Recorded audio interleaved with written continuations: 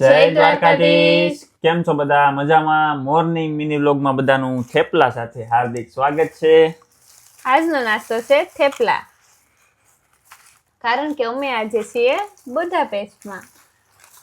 અને જો થેપલાની તમને શોર્ટમાં કહાની કહી તો નાની તું કે. અમે કેટલા 30 થેપલા લાવ્યા હતા હારે. 2-3 દિવસ રોકાવાનું છે તો બધા દિવસના 10-10 ગણીને કે સવારનો નાસ્તો મળે સારો કે ન મળે લાવીએ. તો પછી ચેકિંગ થતું ને એરપોર્ટે, તો થેપલા વાળો બેગ સાઈડમાં ગયો, એમાંથી બેગ સાઈડમાં ગયો, એમાંથી થેપલા નીકળી ગયા. પછી થેપલાને બીજે એક જગ્યાએ ચેક કરવા લઈ ગયા. પછી કંઈક મને તે આમ ચેક કર્યું ને પછી પૂછ્યું કે આમાં શું છે. તો મેં કીધું કે ફ્રુસ્ટુક ને અમે ઇન્ડિયન લોકો જ્યાં જઈએ ને હારે લઈ જઈએ. થેપલા તો હોય જ અમારી હારે હોય જ તે. એ કે શ્વેર, કે મુશ્કેલ છે ફ્રુસ્ટુક, આમ ઉપાડી નીવડી કે શ્વેર.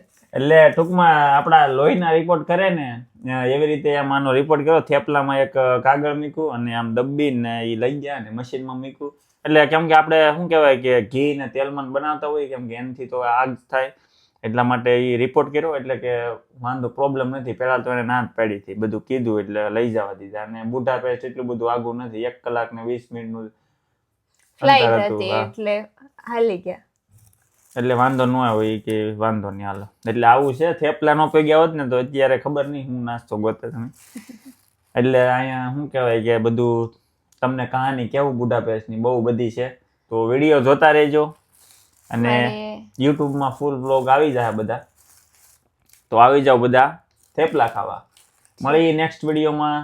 જય દ્વારકાધીશ.